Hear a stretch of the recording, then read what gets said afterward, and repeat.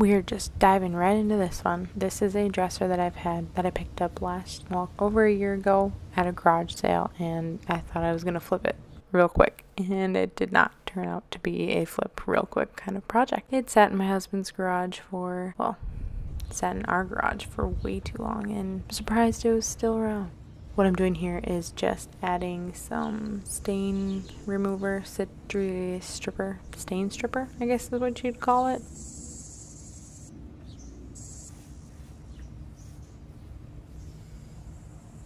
Now I am removing it. There is way better techniques than the one that I used, but you can speed up this process by wrapping your dresser in saran wrap for pretty much as long as you want. If I had saran wrap, I would have done that, but I didn't have any. It just goops right off. So if you had saran wrap, it would just settle in more and it would come off quite a lot easier than if you don't have it.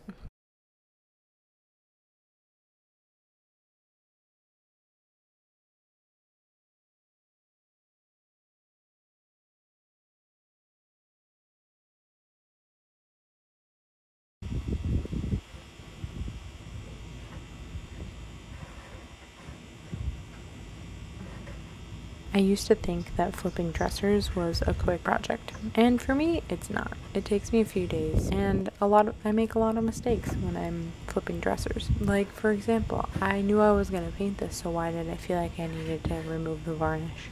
I don't know. I did. And then I sanded it forever. Then I just decided I'm going to just be done sanding.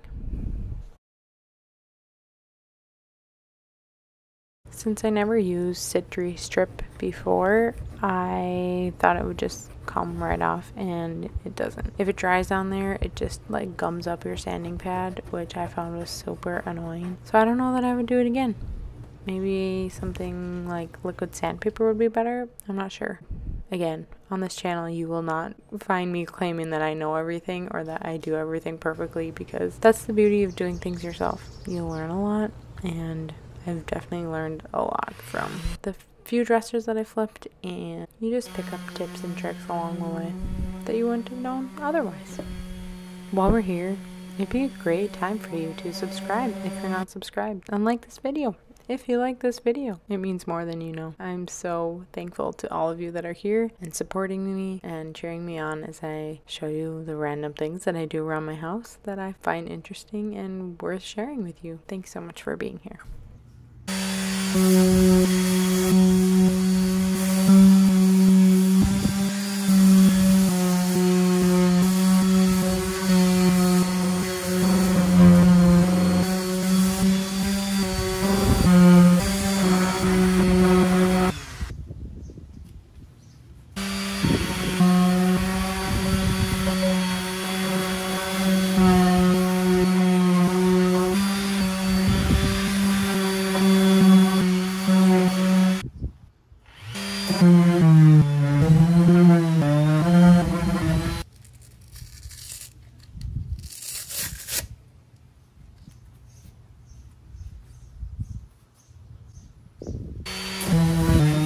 The reasons why sanding and prep is so important is so that you get a good finish with your paint. Now I can't get two-tone looks out of my head. The last dresser I flipped turned into a keep. So I'll leave that blog post here. I love this one that I did. Maybe I'll share it as a short too, but for sure check out the blog post. It's a good one.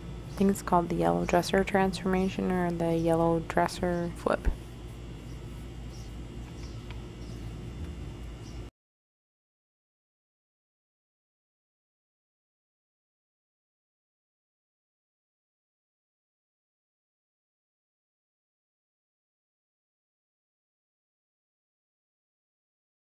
You may be wondering why I go over it with a brush and then I go back over it with a foam roller, and the whole reason is I just want to get a nice smooth finish. But I'm realizing that really makes the layers quite thin. I don't know why I chose to do it this way. I just did.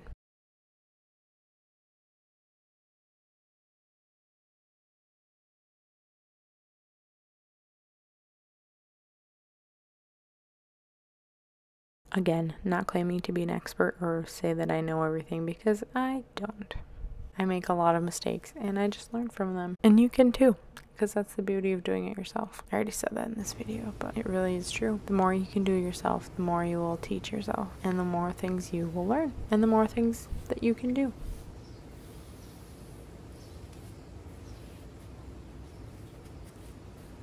This paint was something that I found on clearance like probably 4 or 5 years ago, and I still had it laying around. One of the first DIYs I did was actually painting a small dresser. I just painted the drawer fronts and it had a similar color to this.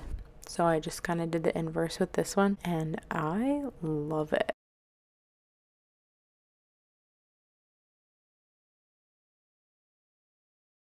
Again, this dresser needed multiple coats. This is like a chalk base paint and it covered really well, and then I went over it with a foam roller. I don't think you really need to do that because of the thickness of the paint.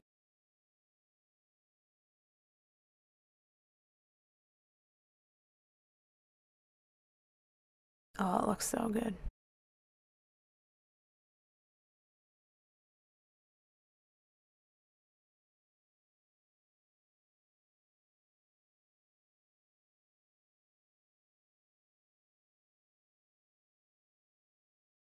Since the painting was all done, I needed to fix this handle. This was the only one that was broken or missing half of the thing. So my husband actually picked this up. I don't remember what it's called, but he picked it up from the hardware store, and we can easily use that as our little screw. So I'm just going to give it a little bit of love.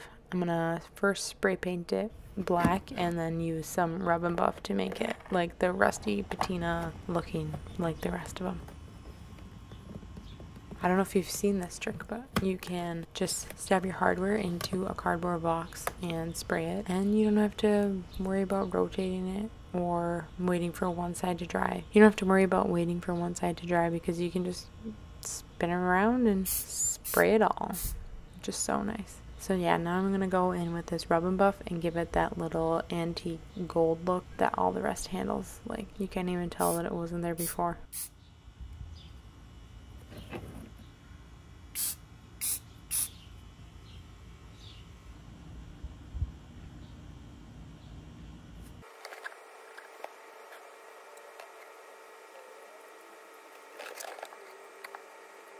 When it comes to flipping dressers, obviously switching out the hardware makes a huge impact, but I liked the old antiqueness of these handles and they worked really well.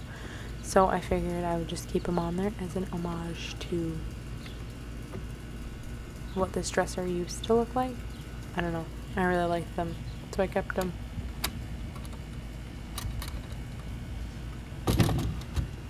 And here is the completed dresser. I really love it. I just love contrast, and I think this blue looks beautiful with the wood tone of this piece. It's so good. If you like this video, please give it a thumbs up, and I will hopefully see you in the next one. Thanks so much for watching.